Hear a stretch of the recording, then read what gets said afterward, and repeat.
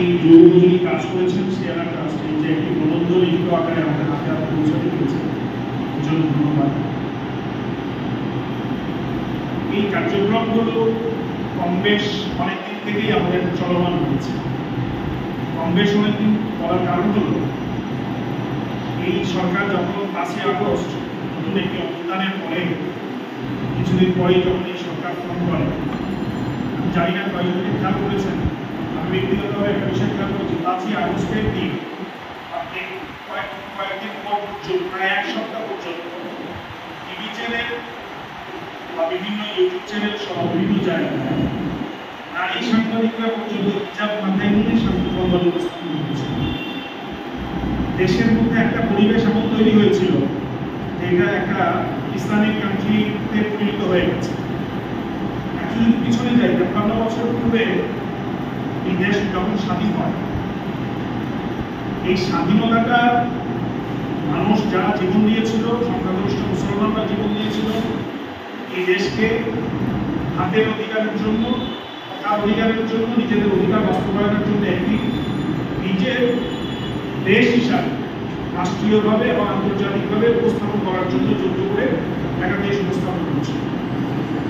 এর পূর্বে 47-এ যখন আমাদের মধ্যে বিভাজন হয়, একেবারে ডিরেক্ট ধর্মের উপরে ভিত্তি করেই আমাদের একটা বিভাজন তৈরি হয়েছে। সেই সময় থেকে নিয়ে আজ পর্যন্ত সরকারের পরিবর্তন হয়েছে, চেয়ারের মধ্যে বিভিন্ন জন বসেছেন, পুরুষ মহিলা অনেকেই বসেছেন, কিন্তু একটা জায়গায় পুরো পরিবর্তন আসে নাই। সেটা হলো বাংলাদেশের এই ভূখণ্ডে আমরা যারা তৌহিদি জনতা বলি, আমরা যারা ইসলামকে মহব্বত করি, ভালোবাসি, গ্রহণ করি, লালন করি, আমরা যারা ইসলাম নিয়ে বাঁচতে স্বাচ্ছন্দ্য বোধ করি এবং ইসলামকে রাষ্ট্রীয়ভাবে যারা আমরা প্রতিষ্ঠিত করতে চাই, এই এদের বিরুদ্ধে সবসময় সংঘবদ্ধভাবে একটা চক্র সবসময় ছিল। এই চক্রটি 5ই আগস্টের পরে কিছুটা ভীত সন্ত্রস্ত হয়েছিল। এদের যে চেহারাগুলো আমরা নারী কমিশনে দেখছি, এই যে নারীদের সংস্কার কমিশনের মধ্যে যাদের চেহারাগুলো দেখা যাচ্ছে, এই চেহারাগুলো তো এমন না যে 5ই আগস্টের পরে আমেরিকা থেকে ফাইট করে এসেছে বা ভারত থেকে ফাইট করে এসেছে, এরকম না, এরা বাংলাদেশে ছিল। একটু খোঁজ নিয়ে দেখেন, এই নারী সংক্রান্ত বিষয় নিয়ে অতীতে যত কেঁচা হয়েছে প্রত্যেকটার মধ্যে আছে, এবং এরা কোনো না কোনোভাবে অনেক জায়গায় এই নারী সংক্রান্ত বিষয় নিয়ে মদত দিয়েছে, ইসলামকে নারীর সাথে একটা সাংঘর্ষিক অবস্থানে দাঁড় করানোর চেষ্টা করেছে।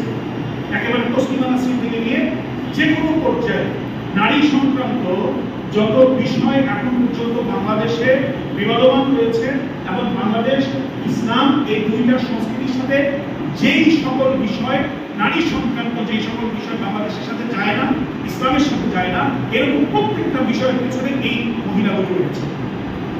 এদের একটাই এজেন্ডা, এই এজেন্ডাটা হলো এরা নিজেরা আজকে বাংলাদেশের সমাজ এবং ধর্মীয় মূল্যবোধ, সামাজিক মূল্যবোধ এবং সার্বিকভাবে দেশের সাথে তাদের যে বোঝাপড়াটা ঠিক হয়ে ওঠে নাই, এরা যেরকমভাবে একঘরে হয়ে আছে, আগামীর বাংলাদেশের যে মেয়েরা আসছে সেই মেয়েদেরকেও এই সমাজ বিচ্ছিন্ন করে, ইসলাম বিচ্ছিন্ন করে, ধর্ম বিচ্ছিন্ন করে একটি পতিতাবৃত্তির সমাজ তৈরি করার জন্য এরা পরিকল্পনা করেছে।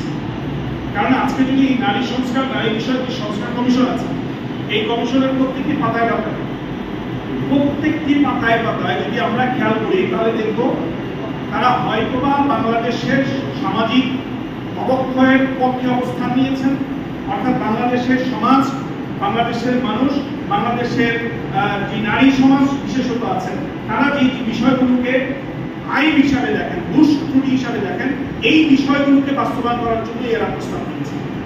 আরেকটা বিষয় হলো বাংলাদেশের সংখ্যাগরিষ্ঠ মানুষ যে ধর্মের উপরে, যে ইসলামের উপরে নিজেদেরকে দাঁড় করিয়ে রাখতে স্বাচ্ছন্দ্য বোধ করে, সেই ইসলামের সাথে সাংঘর্ষিক বিষয়গুলোকে এখানে উপস্থাপন করা হয়েছে। অর্থাৎ আমরা যদি দেখি, সেটা বাংলাদেশ আমাদের মানুষের চিন্তা চেতনা এবং আমাদের ধর্মীয় চিন্তা চেতনা এবং মূল্যবোধ সবগুলোর সাথে সাংঘর্ষিক একটা বিষয় এখানে উপস্থাপন করা হয়েছে। অথচ এখানে প্রয়োজন ছিল ওনারা এমন একটি প্রস্তাবনা এখানে নিয়ে আসবেন যে বাংলাদেশের এই নারীরা কিভাবে তাদের কর্মক্ষেত্রে নিরাপত্তার সাথে দিনাতিপাত করবেন, আমাদের মা বোনরা কিভাবে উচ্চশিক্ষা শিক্ষিত হবে কিন্তু কোথাও নিগৃহীত হবে না।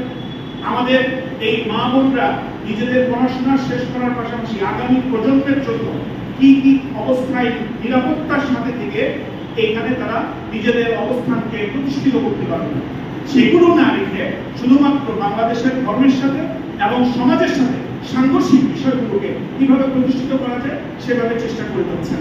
আজকের এই আয়োজন ধারাবাহিক আয়োজনের প্রয়োজনীয়তা রাখে।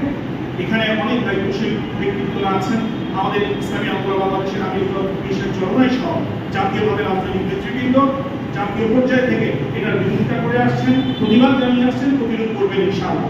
আমাদের সহযোগী সংগঠন জাতীয় ওলামা শাখায় পরিষদের পক্ষ থেকে জাতীয়ভাবে একটি সেমিনার করা হয়েছে, সেখানেও প্রস্তাবনা দেওয়া হয়েছে, নারী কমিশনের কাছে প্রধান উপদেষ্টা বরাবর প্রস্তাবনা দেওয়া হয়েছে।